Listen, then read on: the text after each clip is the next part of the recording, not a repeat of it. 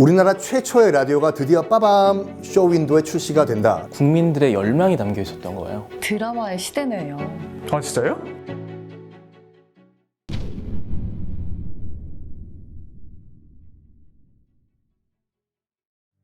자, 1959년 11월 15일 6.25 한국전쟁이 끝난 지 불과 6년 만에 6년 만에 피폐해진 우리나라에 새로운 변화를 일으킬, 어마어마한 물건이 하나 탄생해요.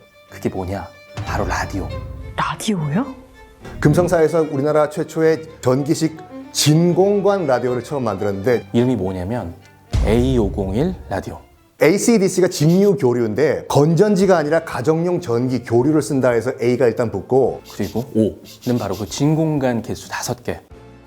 그 뒤에 있는 01은 처음 만든 1호 제품이라 해서 01이 붙어요.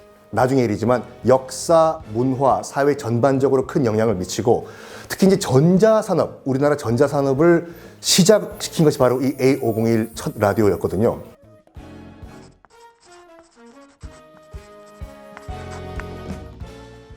(6.25) 전쟁이 끝난 후 박살이 났던 우리나라의 그런 상황에서 어떻게 해서 라디오를 만들 수 있었을까 궁금하시죠? 라디오를 만드는데 꼭 필요한 건 뭘까요? 아무래도 기술이 없으면 라디오를 만들 수 없겠죠? 빙고! 기술자를 초빙을 합니다. 그때 당시에 일본에서 유학하고 온 김혜수 씨라는 기술자가 있었어요. 총 책임자가 되죠. 자, 사실 총책임자는 김혜수 선생님이 아니셨어요. 독일에서 온 henke였어요. henke는 기계공학을 전공했고 김혜수 씨는 전자공학을 전공했어요. 뭔가 텐션이 느껴지잖아요. 약간 좀 기싸움? 권력 다툼. 라디오 캐비넷 디자인에서부터 싸움이 시작됐어요. henke 씨는 독일식 이렇게 둥그란 돔 양식의 캐비넷을 제안을 했고, 그거에 따라서 모든 회로도가 다 틀려지는 거예요. 거기에 맞춰서 설계를 해야 되니까. 근데 아버지는 이제 그게 마음에 안 들어서 일본식 캐비넷 디자인을 제안을 했는데, 아, 디자인에 따라서 회로도도 달라지겠군요. 그래서 henke랑 김혜수 씨랑 이렇게 사사건건 부딪히는 일이 많았는데, 자, 근데 여기서 총책임자가 바뀌는 결정적인 사건이 하나 발생을 해요. 송수신 스위치. henke가 주장했던 방식으로 일단 제품을 만들었는데 계속 분량이 안 잡히니까 누군가는 책임을 질 수밖에 없잖아요. 아버지는 그거는 지금 현재 기술력으로는 너무 무리하다, 지금 절대 안 된다라고 했는데 henke 씨가 빡빡 우기는 거예요. 그게 계속 분량을 일으켜서 두고두고 말썽이 되다 보니까 이제 henke 씨는 좀 고개를 들기가 어려운 상황이 돼서 아버지가 이제 그 A501로 최종 기술 책임자로 해서 이제 라디오를 완성하고 출시하게 됐는데, 지금 이 A501 라디오가 출시되기 전에 기사가 먼저 하나 나와요. 우리나라 최초의 라디오가 드디어 빠밤 쇼윈도에 출시가 된다라는 기사오고, 이 라디오가 어떤 외국산 라디오에도 뒤처지지 않는다. A501 같은 경우에는 60%의 국산화에 성공을 했어요. 그렇기 때문에 정확하게 몇 퍼센트가 국산이고 몇 퍼센트가 외제, 이게 중요한 것이 아니라 바로 시작. 여기서부터 시작이다라는 상징성이 중요했던 거죠. 여기 기사에서 보는 것처럼 이 국산 A501 라디오에는 이 대한민국 국민들의 열망이 담겨 있었던 거예요. 자, 이렇게 의미 있는 국산 라디오를 만들었는데 그럼 팔아야 될 거 아니에요. 근데 잘 팔리지 않는 거죠. 왜냐? 너무 비싸. 그때 당시 김혜수 씨의 월급의 3배 가격이었던 거예요.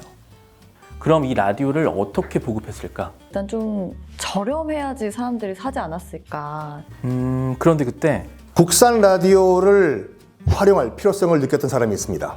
우리나라 경제 개발이 이렇게 확실히 되고 있다는 것을 홍보를 하고 싶었던 사람. 이 라디오를 통해 온 국민이 들었으면 하는 한 사람. 혹시 박정희... 빙고! 바로 박정희. 그 당시에는 뉴스를 들을 방법이 이 라디오밖에 없었던 거예요. 박정희는 5.16 군사 쿠데타 이후에 뭐라고 할까, 이 체제 정당화와 이 홍보에 뭔가 수단이 필요했다, 이거죠. 그래서 일제, 미제 이런 라디오들이 밀수되는 것을 막고 농어촌 라디오 보내기 운동을 실시해요. 그러면 당시 우리나라의 라디오 보급률 몇 퍼센트라고 보세요? 아, 그래도 좀 얼마 안 되지 않았을까 싶은데. 서울에 거주하는 사람들을 대상으로 조사했는데 55%. 그 당시 라디오를 가지고 있었던 세대가 55%. 또 하루 평균 5시간 이상 라디오를 듣는다라고 대답한 응답자가 21%나 됐어요. 이때 인기를 끈 컨텐츠가 있어요. 청실홍실이라는 라디오 드라마가 있었거든요. 이 드라마가 너무 재밌는 거야. 이 관계자들이 생각을 한 거예요. 이거다. 그래서 그때부터 정해진 시간에 연속으로 방송될 수 있는 드라마를 만들기 시작한 거죠. 얼마나 많은 라디오 드라마가 제작이 됐냐. 1967년도에는 무려 143편이 제작이 됐고 그 다음에는 무려 160편이 제작됐었어요. 아, 진짜 드라마의 시대네요. 이 라디오의 흥행으로 문화도 변한 거예요. 전쟁 이후에 사람들의 마음이 어땠겠어요? 이 잠깐 현실이 있고 약간 뭐라고 할까 마음의 평화를 줬던 그런 역할을 했던 것이 라디오 드라마였었죠. 이렇게 라디오 드라마의 흥행이 K 드라마의 시작이었던 거죠. 자, 이런 그 A501이 또 다른 문화를 시작을 합니다. 뭐냐면 바로 기술 문화. 혹시 라디오를 직접 만들어 보자 이런 생각 안 해봤어요? 상상도 못 해봤죠. 저는 이제 라디오 키드, 라디오 보이 세대였거든요. 저 초등학교 때만 하더라도 직접 이 라디오 키트를 사와가지고 트랜지스터, 반도체 저항해서 라디오를 직접 만들었어요, 저희는.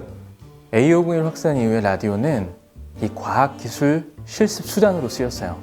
그래서 조립 실습서도 나오고 또 과학 잡지도 출간이 됐죠.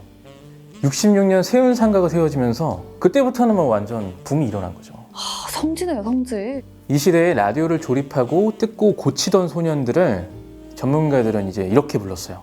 라디오 보이. 라디오 보이. 세운상가를 중심으로 해서 그 당시 많은 주로 이제 소년들인데 라디오를 좋아하고 그걸 즐기고 하는 이런 사람들을 이제 라디오 보이라고 명명을 해보았습니다. 김혜수 선생님께서 A501을 처음 만드셨을 때 뭔가를 그려 넣으셨어요. 뭘 그리셨을까요?